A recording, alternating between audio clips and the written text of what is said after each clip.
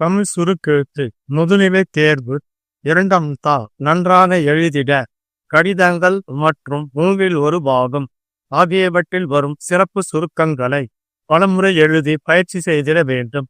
பிப்ரவரி 2006 பேரவை கூட்ட அறிவிப்பு. சிறப்பு சுருக்கங்கள். தமிழ்நாடு பொதுக்குழு கூட்டம். மணிக்கு நடைபெறும் கீழ்கண்ட அலுவல்கள் எடுத்து கொள்ளப்படும்.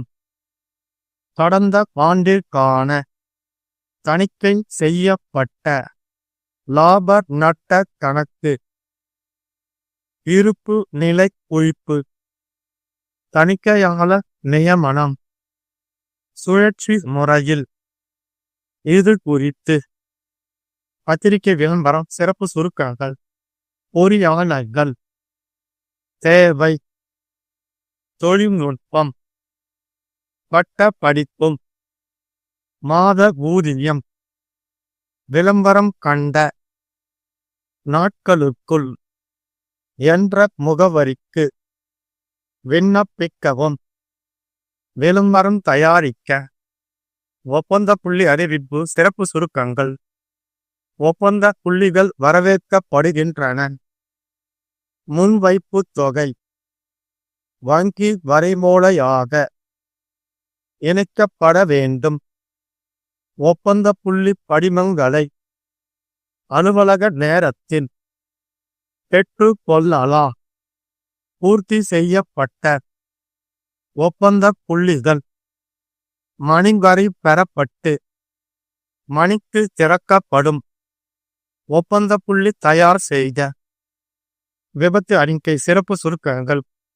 சென்று கொண்டிருந்த அரசு பேருந்தும் வந்து கொண்டிருந்த சரக்கு லாரியும் மோதிக்கொண்டதில் லாரி ஓட்டுநர் முதலுதவி அரசு மருத்துவமனையில் நேரில் பார்த்தவாறு விவரிக்க. மூன்றில் ஒரு பாகம். சிறப்பு சுருக்கங்கள். மாண்புமிகு பேரவைத் தலைவர் அவர்களே, நிதிநிலை அறிக்கையின் மீது நன்றியையும் பாராட்டுதலையும் தெரிவித்துக் கொள்கிறேன். எடுத்துக்கொண்டு அதுபோல எண்ணற்ற திட்டங்கள் கருத்தில் கொண்டு ஏழை எளிய செய்கின்ற முறையில் நிதிநிலை அறிக்கை. சட்டம் ஒழுங்கு. இந்த ஆண்டு காவல்துறைக்கு 1000 கோடி ரூபாய்க்கு வரவேற்க கடமைப்பட்டிருக்கிறேன். நிதிநிலை அறிக்கையில் 56% இருக்க முடியாது. நிதி அமைச்சர். நிதி நிலையை இந்த அரசு செய்யப்பட வேண்டும். அரசு கேட்டுக்கொள்கிறேன். பொறுத்தவரையில் இந்த ஆண்டுக்கான 7000 கோடி ரூபாய் நிதி உதவியையும் சுட்டிக்காட்ட விரும்புகிறேன். நிதிநிலை அறிக்கையிலே கேட்டுக்கொண்டு அமைகிறேன். வணக்கம். 15 seconds. 10 seconds. 5 seconds. Get ready. Start. 1. Chennai Egmore 15 Pantheon சாலையில் உள்ள தமிழ்நாடு உர உற்பத்தி கழகத்தின் 22ஆம் ஆண்டு பொதுக்குழு கூட்டம் கழகத்தின் மேற்படி பதிவு அலுவலகத்தில் நவம்பர் திங்கள் 24ஆம் நாள் காலை 10 மணிக்கு நடைபெறும். கீழ்கண்ட அலுவல்கள் எடுத்து கொள்ளப்படும். கடந்த ஆண்டிற்கான தணிக்கை செய்யப்பட்ட லாப நட்ட கணக்கு. இருப்பு நிலை குறிப்பு. இயக்குனர்களின் ஆண்டறிக்கை, தணிக்கையாளர்களின் அறிக்கை, நடப்பு ஆண்டுக்கு தணிக்கையாளர் நியமனம், சுழற்சி முறையில் இயக்குனர் தேர்ந்தெடுத்தல் ஆகியவற்றை பரிசீலனை செய்து ஏற்று கொள்ளுதல். இது குறித்து கழகத்தின் நிர்வாக இயக்குனர் திரு மாறன் அவர்கள் உறுப்பினர்களுக்கு அனுப்பும் அறிவிப்பு தயாரிக்க. 2. நவீன் மென்பொருள் நிறுவனத்திற்கு மென்பொருள் பொறியாளர்கள் தேவை. தகவல் தொழில்நுட்பம் அல்லது கணினி பிரிவில் பொறியியல் பட்டப் படிப்பும் 2 வருட அனுபவமும் அவசியம். வயது 25. மாத ஊதியம் ரூபாய் 18,000. விண்ணப்பிக்க விரும்புவோர் விளம்பரம் கண்ட 15 நாட்களுக்குள் துணைத் தலைவர் மனித வளம், நவீன் மென்பொருள் நிறுவனம், டைடல் பார்க், சென்னை என்ற முகவரிக்கு விண்ணப்பிக்கவும். விளம்பரம் தயாரிக்க. 3. பல்லாவரம் நகராட்சியில் தெருக்களில் 40 சிமெண்ட் பெயர் பலகைகள் அமைக்கும் வேலைக்காக ஒப்பந்த புள்ளிகள் வரவேற்கப்படுகின்றன. முன்வைப்பு தொகை 3000 ரூபாய் வங்கி வரைவோலையாக இணைக்க வேண்டும். ஒப்பந்த புள்ளி படிவங்களை அலுவலக நேரத்தில் ரூபாய் 50 செலுத்தி பெற்று கொள்ளலாம். பூர்த்தி செய்யப்பட்ட ஒப்பந்த புள்ளிகள் ஆகஸ்ட் 30ஆம் தேதி மாலை 4 மணி வரை பெறப்பட்டு 5 மணிக்கு திறக்கப்படும். நகராட்சி ஆணையர் பல்லாவரம் அவர்களால் அறிவிக்கப்படும். ஒப்பந்த புள்ளி தயார் செய்க. 4. மகாபலிபுரம் கிழக்கு கடற்கரை சாலையில் முதலையார் குப்பம் அருகே பாண்டிச்சேரியை நோக்கி சென்று கொண்டிருந்த அரசு பேருந்து எதிரே வந்து கொண்டிருந்த சரக்கு லாரியும் மோதி கொண்டதில் 10 பேர் காயமுற்றனர். சரக்கு லாரி ஓட்டுநர் குடிபோதையில் லாரி ஓட்டியதே காரணம் என்று தெரிகிறது. காயமுற்ற 10 பேர்களுக்கு முதலுதவி அளிக்கப்பட்டது. பலமாக காயமுற்ற 4 பேர் உடனடியாக செங்கற்பட்டு அரசு மருத்துவமனையில் தீவிர சிகிச்சை பிரிவில் சேர்க்கப்பட்டனர். காவல்துறை விசாரணை மேற்கொள்கிறது. விபத்தை நேரில் பார்த்தவாறு விவரிக்க. ஸ்டாப். சரியாக 2 நிமிடங்களுக்கு பின் 3 பாகம் படிக்கப்படும்.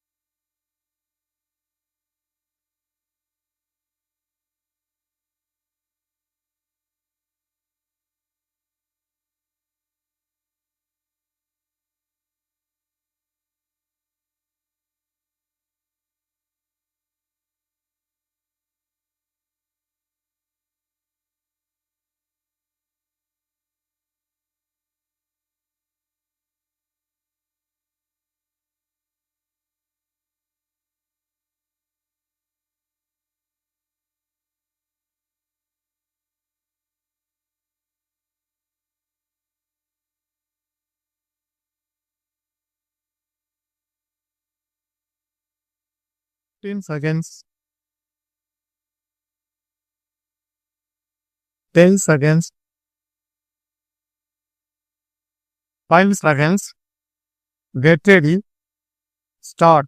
மாண்புமிகு பேரவைத் தலைவர் அவர்களே, நிதிநிலை அறிக்கையின் மீது என்னுடைய கருத்துக்களை சொல்வதற்கு வாய்ப்பளித்த தங்களுக்கு என்னுடைய நன்றியையும் பாராட்டுதலையும் தெரிவித்துக் கொள்கிறேன். அன்ன பறவையானது பாலையும் தண்ணீரையும் கலந்து வைத்தால் பாலை மட்டும் எடுத்து கொண்டு தண்ணீரை விட்டு விடுமாம். அதுபோல கல்வி என்பது தரையில்லாதது. அதை கற்கின்ற நாளோ மிக குறைவு. அதிலே தெளிவான நூல்களை மட்டும் கற்று அறிவதுதான் அறிவாளர்களுடைய சிறப்பு.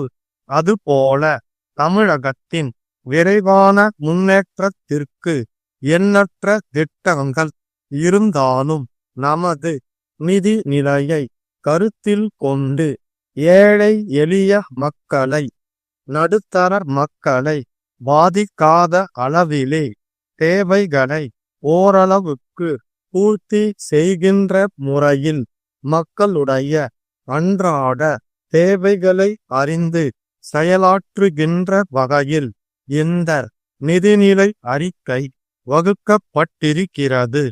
சட்டம் ஒழுங்கு தமிழகத்திலே நன்கு பராமரிக்கப்பட வேண்டும் என்பதற்காக இந்த ஆண்டு காவல்துறைக்கு 1000 கோடி ரூபாய்க்கு மேல் ஒதுக்கியிருப்பதை நான் வரவேற்க கடமைப்பட்டிருக்கிறேன். நிதிநிலை அறிக்கையில் வருவாய் பற்றாக்குறை என்பது 56% இருப்பதாக தெரிகிறது. வருவாய் பற்றாக்குறை என்பது நிதி பற்றாக்குறையில் 35 விழுக்காடுக்கு மேல் அதிகரித்தால் அது நடைமுறைக்கு உகந்த அறிவார்ந்த செயலாக இருக்க முடியாது என்றும் நிதியமைச்சர் தெரிவிக்கிறார். அதற்கான விளக்கத்தை தங்கள் வாயிலாக பெற விரும்புகிறேன். அடுத்து, இங்கு அரசினுடைய நிதி நிலையை சீர் செய்ய வேண்டும் என்பதற்காக சில வரிகளை இந்த அரசு விதித்திருக்கிறது. அந்த வரிகளிலே சில மாற்றங்கள் செய்யப்பட வேண்டும். குறிப்பாக புதிய மின் கட்டண உயர்வோடு மின்சார வரியையும் போட்டிருப்பது சிறு தொழில்களை வெகுவாக பாதிக்கும். மேலும் உற்பத்தியாளர்களுக்கு அவர்கள் உபயோகிக்கின்ற மின்சாரத்துக்கு வரி விதிக்கப்பட்டிருக்கிறது. அரசு இதை தவிர்த்திருக்க வேண்டும் என்பது என்னுடைய கருத்து. ஆகவே இதை மறுபரிசீலனை செய்ய வேண்டும் என கேட்டுக்கொள்கிறேன். அதுபோல் திட்ட செலவுகளை பொறுத்தவரையில் இந்த ஆண்டுக்கான திட்ட மதிப்பீடாக 7000 கோடி ரூபாய் ஒதுக்கப்பட்டிருப்பது வரவேற்கத்தக்க அம்சம்தான். ஆனால் அதிலே உலக வங்கியிடமிருந்து நாம் எதிர்பார்க்கின்ற நிதி உதவியையும் சேர்த்து கணக்கிடப்பட்டிருக்கிறது. ஒருவேளை அது வராமல் போகுமானால் நிலைமை மாறிவிடும் என்பதை இந்த அரசின் கவனத்திற்கு கொண்டு வருகிறேன். ஆகவே இந்த அம்சங்களை கருத்தில் கொண்டு அரசினுடைய செலவுகளை குறைப்பதற்காக நியமிக்கப்பட்ட ஒரு நபர் குழுவின் பரிந்துரைகளை கடுமையாக செயல்படுத்தாவிட்டால் கடுமையான நிதி நெருக்கடி ஏற்பட வாய்ப்பு இருக்கிறது என்பதை சுட்டிக்காட்ட விரும்புகிறேன். இந்த நிதிநிலை அறிக்கையிலே ஏழை எளிய நடுத்தர மக்கள் பயன்பெறுகின்ற பொதுவான நல்ல பல அம்சங்கள் இருக்கின்றன. அவற்றை வரவேற்க கடமைப்பட்டிருக்கிறேன். நிதியமைச்சர் அறிவித்திருக்கின்ற திட்ட பணிகள் எவ்வித தவறுகளுக்கும் இடமளிக்காமல் மக்களுக்கு சென்றடைய வேண்டும் என்று கேட்டுக்கொண்டு அமைகிறேன். நன்றி. ஸ்டாப்.